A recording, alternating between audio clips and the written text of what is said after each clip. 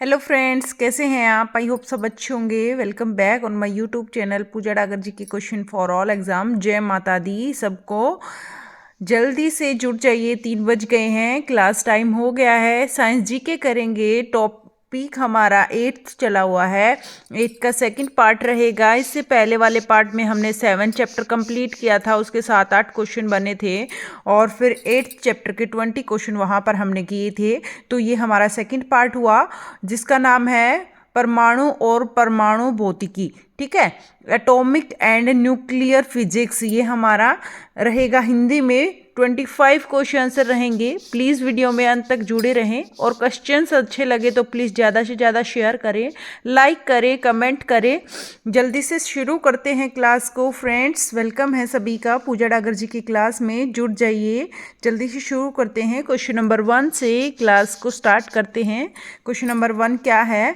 Auto horn ने अणु बम की खोज निम्न सिद्धांत के आधार पर की है। तो ओटो हॉर्न ने अणु बम की खोज निम्न सिद्धांत के आधार पर की है। किसने? ओटो हॉर्न ने। किसकी की है खोज?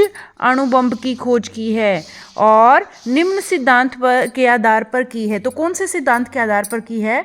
नाभिकीय विखंडन, यूरेनियम का विखंडन, और या फिर सी अल्फा विकिरण, या फिर डी गामा विकिरण। तो क्या रहेगा इसका फ्रेंड्स आंसर? ए, बी, सी या डी? जल्दी से बताइए। इसका आंसर रहेगा हमारा ओटो हॉर्न ने अणु बम की खोज निम्न सिद्धांत के आधार पर की है। तो ए, इसका आंसर रहेगा ए, नाभिकीय विखंडन के आधार पर अणु बम की खोज की है। अणु बम की खोज नाभिकीय विखंडन के आधार पर ओटो हॉर्न ने की है। आगे चलते हैं क्वेश्चन नंबर 2 पर। क्वेश्चन नंबर 2 क्या है? ऐसे परमाणुओं को जिसमें प्रोटॉनों की संख्या समान परंतु न्यूट्रॉनों की संख्या भिन्न भिन्न होती है, तो क्या कहलाते हैं? तो कहलाते हैं समदाबिक, समस्थानिक, या फिर सी समावेवी, या फिर डी न्यूट्रिक। ठीक है, इसको क्या बोलते हैं इंग्लिश में? समदाबिक को आइसोबार्स, आइसोटोप्स, या फिर आइसोमर्स, या फिर आइसोटोन्स। तो क्या रहेगा इसका आंसर? ऐसे परमाणुओं को जिसमें प्रोटॉनों की संख्या जो है, प्रोटॉनों की संख्या तो कैसी होती है? समान होती है, किंतु जो न्यूट्रॉन होते हैं, न्यूट्रॉनों की संख्या होती है वो भिन्न भिन्न होती है। ठीक है, तो यह कहलाते हैं। तो क्या कहलाते हैं ये? इसका आंसर रहेगा समस्थानिक आइसोटोप्स कहलाते हैं। क्या कहलाते हैं? बी आंसर रहेगा, समस्थानिक आइसोटोप्स कहलाते हैं। ठीक है फ्रेंड्स, और हम टॉपिक वाइज साइंस को कवर कर रहे हैं। हमारा 8 टॉपिक चला हुआ है फ्रेंड्स। तो अगर आपने अभी तक चैनल को सब्सक्राइब नहीं किया है तो सब्सक्राइब कर लीजिए, और डेली हम टॉपिक वाइज साइंस को कवर करेंगे कंप्लीट। तो प्लीज़ चैनल को सब्सक्राइब कर लीजिए। और डेली 3 बजे अपनी क्लास रहती है, 3 से 3:30, केवल आधा घंटा हम साइंस पढ़ते हैं, और शाम को 8 से 8:40 हम जी के पढ़ते हैं। ठीक है फ्रेंड्स, क्वेश्चन नंबर 3 देख लेते हैं। प्लीज़ वीडियो में अंत तक जुड़े रहें। क्वेश्चन नंबर 3, कलपक्कम के फास्ट ब्रीडर टेस्ट रिएक्टर में प्रयुक्त ईंधन है। तो जो कलपक्कम होता है, कलपक्कम के फास्ट ब्रीडर टेस्ट रिएक्टर में जो ईंधन प्रयुक्त होता है वे कौन सा होता है? थोरियम होता है, समृद्ध यूरेनियम होता है, प्लूटोनियम होता है, या टंगस्टन होता है? तो क्या रहेगा इसका आंसर? कलपक्कम के फास्ट ब्रीडर टेस्ट रिएक्टर में कौन सा ईंधन प्रयुक्त होता है? तो इसका आंसर रहेगा सी आंसर रहेगा, प्लूटोनियम। ठीक है, क्या रहेगा? प्लूटोनियम। ये हमारे हो गए 3 क्वेश्चन फ्रेंड्स। आगे चलते हैं क्वेश्चन नंबर 4 पर। प्लीज़ वीडियो में अंत तक जुड़े रहें, और वीडियो अच्छी लगे, क्वेश्चन अच्छे लगे तो प्लीज़ लाइक करें, ज़्यादा से ज़्यादा शेयर करें। क्वेश्चन नंबर 4 देख लेते हैं। क्वेश्चन नंबर 4 क्या है? कलपक्कम फास्ट ब्रीडर रिएक्टर के विषय में क्या सत्य है? तो अब यहाँ से क्या सत्य है कलपक्कम फास्ट ब्रीडर रिएक्टर के बारे में? तो देख लेते हैं एक बार जल्दी से। ए, इसमें केवल प्राकृतिक यूरेनियम ईंधन के रूप में प्रायोगित होता है, या बी, इसमें प्लेटिनम कार्बाइड तथा प्राकृतिक यूरेनियम कार्बाइड का मिश्रण ईंधन के रूप में प्रयुक्त होता है या इसमें 200 मेगावाट से अधिक परमाणु विद्युत उत्पन्न की जाएगी। तो क्या रहेगा इसका आंसर? इसका आंसर इनमें से कौन कौन सा सही है? इसमें केवल प्राकृतिक यूरेनियम ईंधन के रूप में प्रायोगित होगा, ये वाला नहीं होगा, केवल प्राकृतिक यूरेनियम नहीं होगा इसमें, तो ये वाला गलत है। इसमें इसमें प्लेटोनियम कार्बाइड तथा प्राकृतिक यूरेनियम कार्बाइड का मिश्रण ईंधन के रूप में प्रयुक्त होता है, ये बिल्कुल सही है। इसमें कौन कौन सा प्रयुक्त होता है? प्लेटोनियम कार्बाइड तथा प्राकृतिक यूरेनियम कार्बाइड दोनों का मिश्रण जो होता है ईंधन के रूप में प्रयुक्त होता है, तो ये रहेगा इसका आंसर। और इसमें 200 मेगावाट से अधिक परमाणु विद्युत उत्पन्न होती है। कितनी परमाणु विद्युत उत्पन्न होती है? 200 मेगावाट से अधिक परमाणु विद्युत उत्पन्न होती है। तो इसका आंसर रहेगा, ये रहेगा बी और सी, यानी 2 और 3 सही रहेगा। इसका आंसर सी सही रहेगा, 2 और 3। ठीक है फ्रेंड्स, तो इसके बारे में आपको पता लग गया। कल्पक्कम फास्ट ब्रीडर रिएक्टर क्या होता है, इसमें क्या का ईंधन प्रयोग होता है और ये क्या करता है? परमाणु विद्युत उत्पन्न करता है 200 मेगावाट से अधिक। क्वेश्चन नंबर 5, हीलियम के नाभिक में होता है। हीलियम के नाभिक में क्या होता है? हीलियम के नाभिक में होता है 2 प्रोटॉन होते हैं, केवल 1 प्रोटॉन होता है, 2 प्रोटॉन और 2 न्यूट्रॉन होते हैं, या 1 प्रोटॉन और 2 न्यूट्रॉन होते हैं। तो हीलियम के नाभिक में होता है, मोस्ट इंपॉर्टेंट क्वेश्चन है फ्रेंड्स, हीलियम के नाभिक में होता है 2 प्रोटॉन और 2 न्यूट्रॉन। हीलियम के नाभिक में क्या होता है? 2 प्रोटॉन होते हैं और 2 न्यूट्रॉन होते हैं। आगे चलते हैं क्वेश्चन नंबर 6 पर। प्लीज़ वीडियो में अंत तक जुड़े रहें। वीडियो लाइक नहीं की है तो लाइक कर दीजिए प्लीज़। क्वेश्चन नंबर 6, नाभिकीय ऊर्जा की दृष्टि से महत्वपूर्ण निम्न धातुओं में से भारत में कौन सी धातु बहुतायत में पाई जाती है, यानी बहुत ज़्यादा मात्रा में पाई जाती है? नाभिकीय ऊर्जा की दृष्टि से, किसकी दृष्टि से? नाभिकीय ऊर्जा की दृष्टि से महत्वपूर्ण निम्न धातुओं में भारत में महत्व या बहुताय धातु कौन सी रहती है? इनमें से यूरेनियम, थोरियम, या फिर कैडमियम, या फिर बेरिलियम। तो क्या रहेगा इसका आंसर फ्रेंड्स? इसका आंसर रहेगा यूरेनियम, जो है सबसे ज़्यादा मात्रा में पाई जाती है। तो नाभिकीय ऊर्जा की दृष्टि से महत्वपूर्ण निम्न धातुओं में से भारत में कौन सी धातु बहुतायत पाई जाती है? थोरियम सबसे ज़्यादा बहुतायत पाई जाती है। आगे चलते हैं, क्वेश्चन नंबर 7 देख लेते हैं। क्वेश्चन नंबर 7 क्या है? प्लीज़ वीडियो को लाइक कर दीजिए और ज़्यादा से ज़्यादा शेयर कर दीजिए फ्रेंड्स। क्वेश्चन नंबर 7, विद्युत उत्पन्न करने के लिए कौन सी धातु का उपयोग होता है? तो विद्युत उत्पन्न करने के लिए क्वेश्चन नंबर 7, कौन सी धातु का प्रयोग होता है? तो कौन सी धातु का उपयोग होता है विद्युत उत्पन्न करने के लिए? लोहा का, यूरेनियम का, तांबा का, एल्यूमिनियम का। तो क्या रहेगा इसका आंसर? विद्युत उत्पन्न करने के लिए कौन सी धातु का उपयोग होता है? ना तो लोहे का होता है, ना ही तांबा का होता है, ना ही एल्यूमिनियम का होता है, यूरेनियम का होता है। ठीक है, इसका आंसर रहेगा विद्युत उत्पन्न करने के लिए यूरेनियम धातु का उपयोग होता है। आगे चलते हैं क्वेश्चन नंबर 8 पर। याद कर लीजिए, जो धातुएं होती हैं यूरेनियम होती है, थोरियम होती है। आगे क्वेश्चन आएगा, देखते हैं क्वेश्चन नंबर 8 क्या रहेगा। क्वेश्चन नंबर 8 देख लेते हैं। निम्नलिखित में से कौन सा अणु या एटम का भाग नहीं है? तो इनमें से कौन सा अणु और एटम का भाग नहीं है? नहीं पर देख लेना है बिल्कुल ध्यान से। Proton, electron, neutron, photon. तो क्या रहेगा? जो है अणु एटम का भाग नहीं है। प्रोटॉन भी अणु एटम का भाग होता है, इलेक्ट्रॉन भी अणु एटम का भाग होता है, न्यूट्रॉन भी होता है, लेकिन फोटॉन कुछ नहीं होता है। तो फोटोन नहीं आएगा इसमें। क्वेश्चन नंबर 8 का आंसर रहेगा फोटोन। क्वेश्चन नंबर 9 देख लेते हैं फ्रेंड्स। 9 क्वेश्चन क्या है? तारे अपनी ऊर्जा निम्नलिखित में से किस प्रकार प्राप्त करते हैं? जो तारे होते हैं वो अपनी जो ऊर्जा है वो किस रूप में प्राप्त करते हैं? निम्नलिखित में से किस प्रकार प्राप्त करते हैं?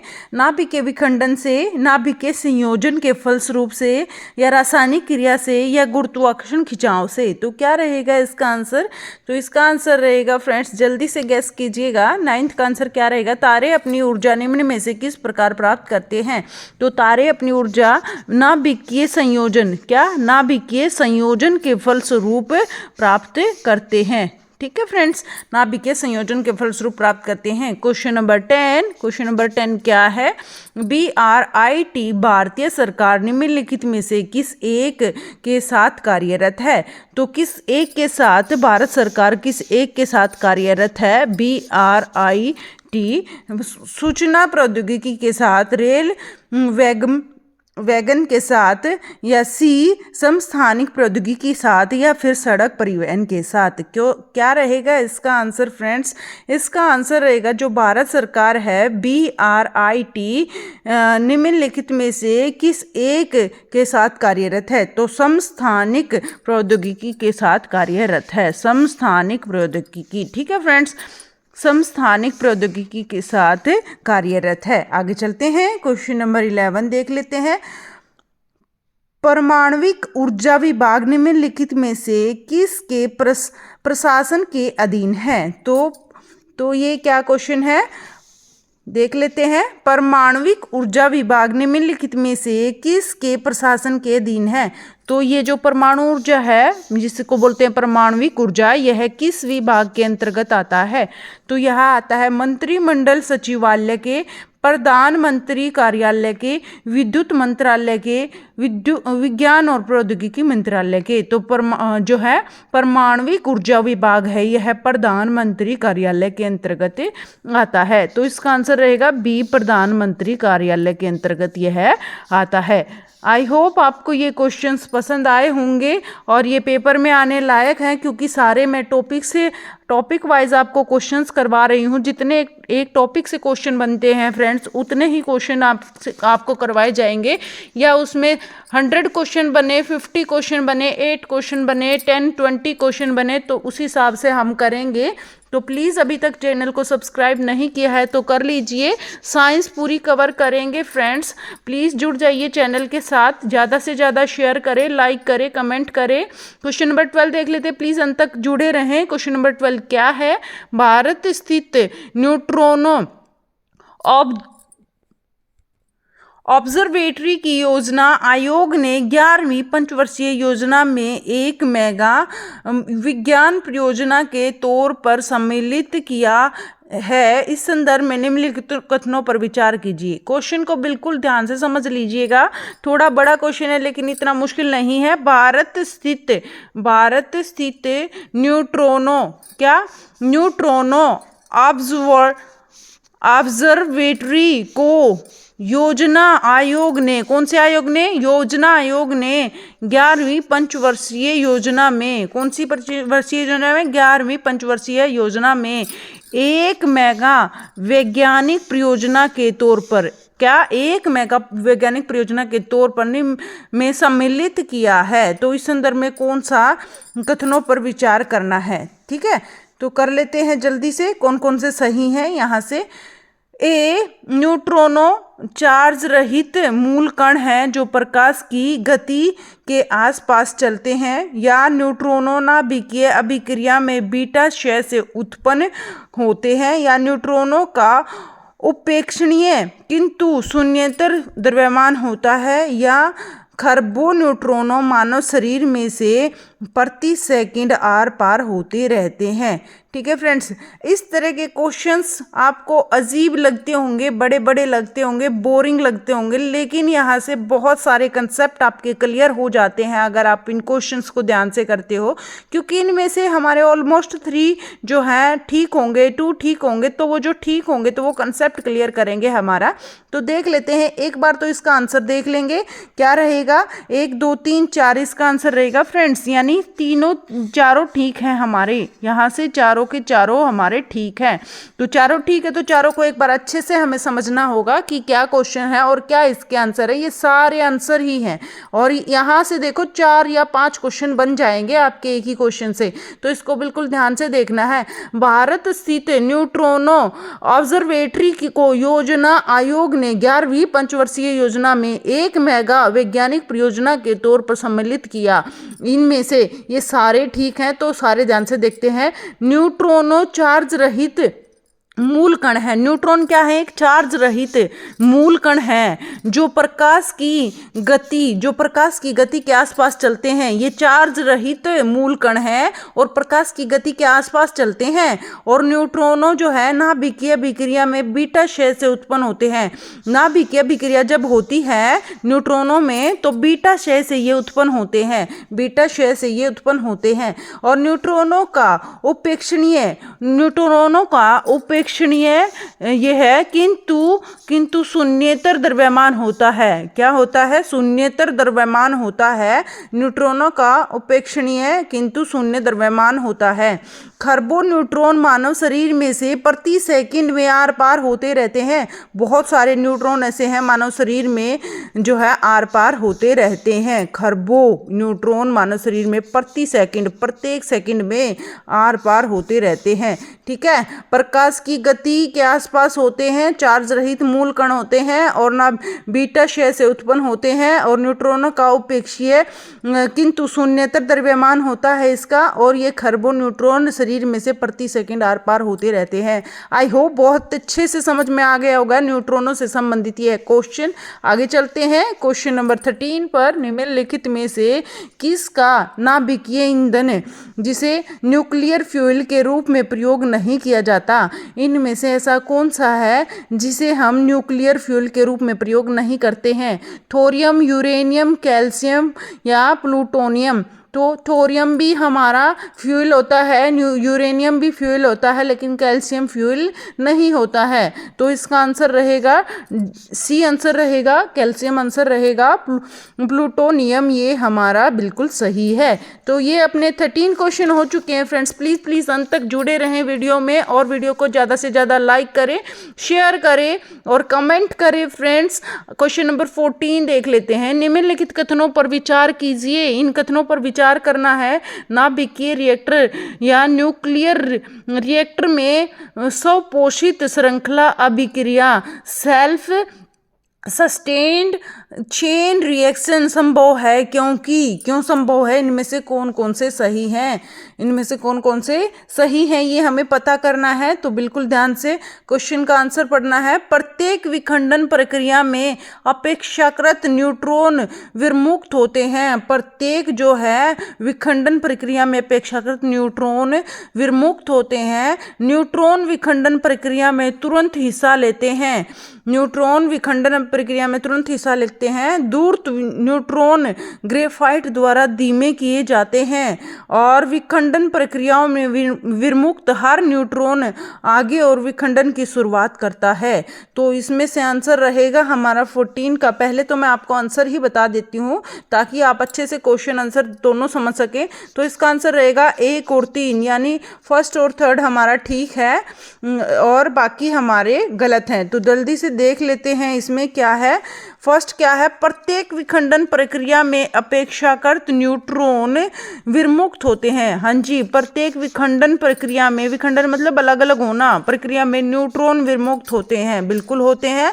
और आगे थर्ड देख लेते हैं। धूर्त न्यूट्रॉन ग्रेफाइट द्वारा धीमे किए जाते हैं।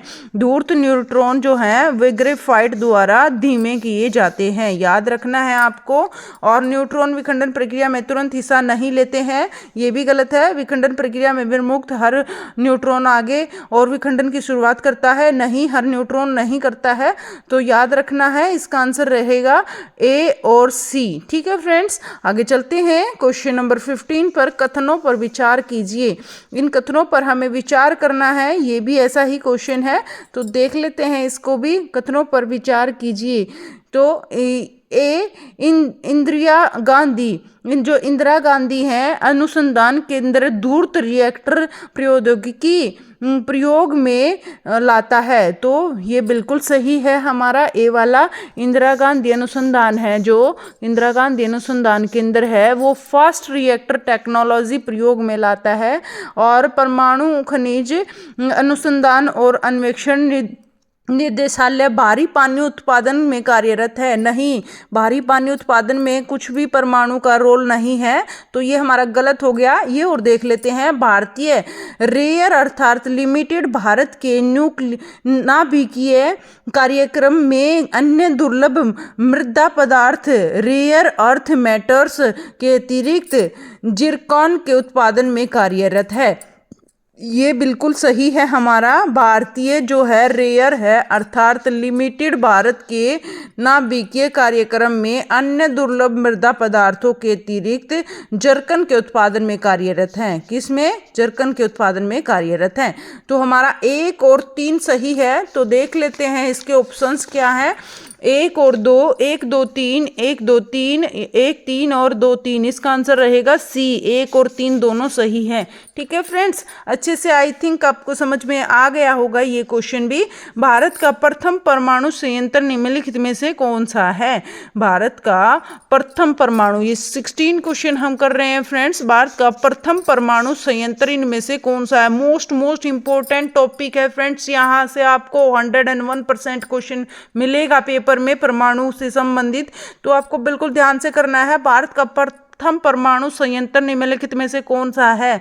कलपक्कम है, नरोरा है, या तारापुर है, या कोटा है? तो पहला परमाणु संयंत्र इनमें से कौन सा है? ये तो और भी ज्यादा इंपॉर्टेंट क्वेश्चन है। तो पहला परमाणु संयंत्र इनमें से कौन सा है? तारापुर। कौन सा है? तारापुर है पहला परमाणु संयंत्र जो है, ये है तारापुर। आगे चलते हैं, क्वेश्चन नंबर 17, कौन सही सुमेलित नहीं है? इनमें से कौन सा सही सुमेलित नहीं है? इसमें से ए थुम्बा, केरल में थुम्बा है हमारा, केरल में बिल्कुल सही बात है। थुम्बा कहाँ पर है? केरल में है। श्रीहरिकोटा है आंध्र प्रदेश में, ये भी बिल्कुल सही है। श्रीहरिकोटा है हमारा आंध्र प्रदेश में। बाबा एटमिक रिसर्च सेंटर जो है कर्नाटक में, ये हमारा गलत है। और पोखरण जो है ये राजस्थान में है। पोखरण परमाणु जो है केंद्र है, ये है हमारा राजस्थान में है। याद रखना है आपको, ये हमारा सी है, ये गलत है, ये सुमेलित नहीं है। तो इसका आंसर रहेगा सी, आंसर रहेगा इसका। तो फ्रेंड्स जो सी है इसका आंसर रहेगा बाबा एटमिक रिसर्च सेंटर है, ये मुंबई महाराष्ट्र में है। कहाँ पर है? महाराष्ट्र मुंबई में है। ठीक है, याद रखना है, महाराष्ट्र मुंबई में है, कर्नाटक में ये है, नहीं है बाबा एटमिक रिसर्च सेंटर। आगे चलते हैं, क्वेश्चन नंबर 18 देख लेते हैं। क्वेश्चन नंबर 18 क्या है? भारत का 20वां परमाणु बिजली घर कौन सा है? इनमें से भारत का 20वां परमाणु बिजली घर कौन सा है? परमाणु बिजली घर इनमें से 20वां कौन सा है? रावत भाटा, या तारापुर, या कैगा कर्नाटक, या नरोरा उत्तर प्रदेश? क्या रहेगा? नरोरा उत्तर प्रदेश, याद रखना है, नरोरा उत्तर प्रदेश। कागा कर्नाटक, ऐसे भी क्वेश्चन बन सकते हैं। कैगा कहाँ है? कर्नाटक में है। नरोरा कहाँ है? उत्तर प्रदेश में है। मिलान भी आ सकते हैं, याद रखना है, नरोरा उत्तर प्रदेश, कैगा कर्नाटक। और रावत भाटा या तारापुर कौन सा रहेगा? 20वां परमाणु बिजली घर कौन सा इनमें से रहेगा? क्वेश्चन नंबर 18 का आंसर रहेगा हमारा सी। क्या रहेगा? 18 का आंसर रहेगा सी, कैगा कर्नाटक रहेगा। 20वां परमाणु बिजली घर कौन सा है? कैगा कर्नाटक है। याद रखना है आपको, कैगा कर्नाटक में है और नरोरा उत्तर प्रदेश में है, और 20वां परमाणु बिजली घर है कैगा कर्नाटक। आगे चलते हैं क्वेश्चन नंबर 19 पर। प्लीज अंत तक जुड़े रहें वीडियो में, और वीडियो को ज़्यादा से ज़्यादा लाइक करें, शेयर करें, कमेंट करें। और क्वेश्चन नंबर 19 देख लेते हैं। प्लीज़ सपोर्ट करें चैनल को फ्रेंड्स, बहुत ज़्यादा मेहनत लगती है इतने अच्छे अच्छे क्वेश्चंस बनाने में। तो क्वेश्चन नंबर 19 देखते हैं। तमिलनाडु के कुलम में रूस परमाणु भट्टियों की कितनी इकाइयां लगाने हेतु राजी हुआ है? तो तमिलनाडु के कहाँ? कुडनकुलम में रूस जो है परमाणु भट्टी लगा रहा है। परमाणु भट्टियों की कितनी इकाई लगाने के लिए राजी हुआ है रूस? तमिलनाडु के कुडनकुलम में। याद रखना है 4, 2, 5, 6 क्या रहेगा इसका आंसर? इसका आंसर रहेगा 6। ठीक है, 6 आंसर रहेगा इसका डी। तमिलनाडु के कुडनकुलम में रूस परमाणु भट्टियों की 6 इकाई लगाने के लिए राजी हुआ है। आगे देख लेते हैं 20 क्वेश्चन क्या है फ्रेंड्स। प्लीज अंत तक जुड़े रहें। केवल 25 क्वेश्चन हमने रखे हैं, ज़्यादा नहीं रखे हैं क्योंकि फिर आप बोर हो जाते हो ज़्यादा क्वेश्चंस में। साइंस हो गई ना, थोड़ी बोरिंग होती है। क्वेश्चन नंबर 20, भारत का कौन सा परमाणु संयंत्र 4th भूकंपीय पेटी में अवस्थित है? इनमें से कौन सा परमाणु संयंत्र है? ये परमाणु संयंत्र के नाम है। ये 4th भूकंपीय पेटी में इनमें से कौन सा है? इसका रहेगा क्वेश्चन नंबर 20 का आंसर रहेगा हमारा भूकंपीय पेटी में 4th भूकंपीय पेटी में कौन सा परमाणु संयंत्र है? यह रहेगा नरोरा। जो नरोरा है कहाँ पर है? अभी अभी बताया था मैंने, उत्तर प्रदेश में है। आपको याद रखना है, नरोरा है उत्तर प्रदेश में। और सबसे पुराना कौन सा है? तारापुर। सबसे पहला है ये परमाणु संयंत्र तारापुर। कैगा कहाँ है? कर्नाटक में है। आपको इस तरह से क्वेश्चंस याद रखने हैं फ्रेंड्स। आगे चलते हैं क्वेश्चन नंबर 21, कौन सा सही नहीं है? इनमें से कौन सा सही नहीं है? किसी परमाणु के नाभिक का टूटना संलयन कहलाता है। किसी परमाणु के नाभिक का टूटना संलयन नहीं कहलाता है। आपको याद रखना है, यहाँ से ही पता लग रहा है यह सही नहीं है। किसी परमाणु का जो है नाभिक का टूटना संलयन नहीं, विखंडन कहलाता है। क्या कहलाता है? विखंडन कहलाता है। अलग अलग होना, टूटना, विखंडन, और संलयन मतलब मिल जाना। तो ये होता है दोनों में डिफरेंस। क्वेश्चन नंबर 21 का आंसर रहेगा हमारा ए। आगे वाले पढ़ने की ज़रूरत नहीं है, लेकिन हम पढ़ लेते हैं क्योंकि कौन सा सही नहीं पूछा है। तो पहला हमारा सही नहीं है, बाकी सही है। सही वाले भी हमें पता होना चाहिए। तो किस तरह के क्वेश्चन है, यहाँ से भी कोई क्वेश्चन बन सकता है। विकास का सिद्धांत प्रतिपादित किया था चार्ल्स डार्विन ने। विकास का सिद्धांत किसने प्रतिपादित किया था? चार्ल्स डार्विन ने। एक क्वेश्चन तो यही बन गया, ये क्वेश्चन भी पेपर में आ सकता है। विकास का सिद्धांत का प्रतिपादन किसने किया था? चार्ल्स डार्विन ने विकास के सिद्धांत का प्रतिपादन किया था। ड्राई आइस ठोस कार्बन डाइऑक्साइड होता है। जो ड्राई आइस ठोस कार्बन डाइऑक्साइड होता है। क्या? ड्राई जो आइस होती है हमारी, ड्राई आइस, वो ठोस कार्बन डाइऑक्साइड, कैसा? ठोस कार्बन डाइऑक्साइड होता है। और टेलीविज़न का आविष्कार किसने किया? टेलीविज़न का आविष्कार ग्राहम बेल ने किया। ठीक है फ्रेंड्स, टेलीविज़न का आविष्कार किसने किया? ग्राहम बेल ने किया। देखो 3 क्वेश्चन आंसर बन गए हैं यहाँ से, और हमारा गलत वाला सही नहीं है, तो ये हमारा सही नहीं है। इसका सही होता किसी परमाणु के नाभिक का टूटना विखंडन कहलाता है, संलयन नहीं कहलाता। क्वेश्चन नंबर 22, जुलाई 2016 एक परमाणु आपूर्तिकर्ता समूह NSG में सदस्य देशों की संख्या है। कितनी है? जुलाई 2016 में जो परमाणु आपूर्तिकर्ता समूह NSG में सदस्य देशों की संख्या कितनी है? 48। ए का आंसर रहेगा इसका ए, 48। आगे चलते हैं क्वेश्चन नंबर 23 पर। केवल 3 ही क्वेश्चन बचे हैं। प्लीज अंत तक जुड़े रहें। ज़्यादा मिनट में आपकी नहीं लूंगी, केवल 2 से 3 मिनट में कंप्लीट करते हैं इसको, आज की वीडियो को। 23 क्वेश्चन क्या है? परमाणु ऊर्जा में भारतीय कार्यक्रम के जनक हैं। परमाणु ऊर्जा में भारतीय कार्यक्रम के जनक पूछे हैं। मोस्ट इंपॉर्टेंट क्वेश्चन है फ्रेंड्स। ये टॉपिक बहुत ज़्यादा इंपॉर्टेंट है, यहाँ से बहुत सारे क्वेश्चन बन जाते हैं, तो आपको बिल्कुल इसको ध्यान से करना है इस टॉपिक को। परमाणु ऊर्जा में भारतीय कार्यक्रम के जनक कौन है?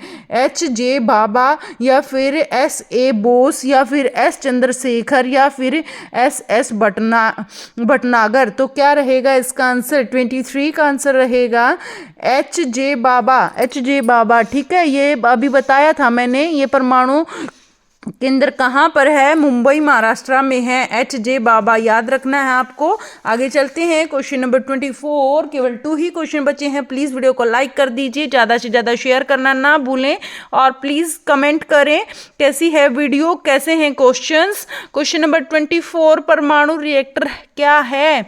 परमाणु रिएक्टर क्या है? क्या है परमाणु रिएक्टर? ये है भारी पानी का तालाब? नहीं। परमाणु बम निर्माण स्थल? नहीं।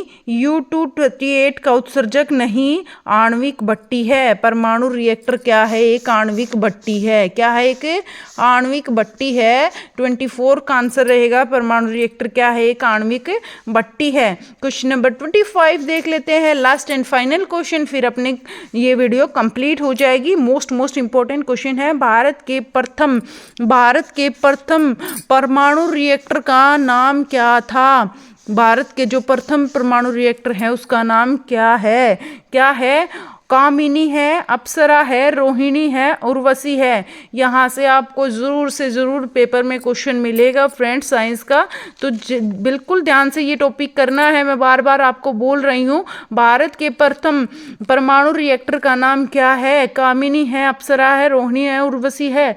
तो इसका आंसर क्या रहेगा? इसका आंसर रहेगा अप्सरा है। भारत का प्रथम परमाणु रिएक्टर का नाम अप्सरा है। ठीक है फ्रेंड्स, ये हो गए अपने 25 क्वेश्चन। हम टॉपिक वाइज साइंस को फुल कंप्लीट करेंगे। प्लीज़ अगर ज्वाइन नहीं किया है तो चैनल को ज्वाइन कर लीजिए, सब्सक्राइब कर लीजिए, ज़्यादा से ज़्यादा शेयर करें, प्लीज़ लाइक करें, कमेंट करें। Thank you so much video में अंत तक जुड़े रहने के लिए। Thank you very much. और फिर मिलते हैं नेक्स्ट वीडियो में। नेक्स्ट वीडियो हमारी होती है शाम की 8 से 8:40 पर होती है। GK क्लास हमारी रहती है 8 से 8:40 पर, और यह 3 से 3:30 हमारी होती है साइंस की क्लास। प्लीज़ डेली हमारी प्रीमियर रहती है, आप डेली टाइम से जुड़ जाया करें प्लीज़। आपके लिए बहुत ज़्यादा यूज़फुल रहेंगे, बहुत ज़्यादा हेल्पफुल रहेंगे। Thank you so much. Bye bye, take care, keep smile.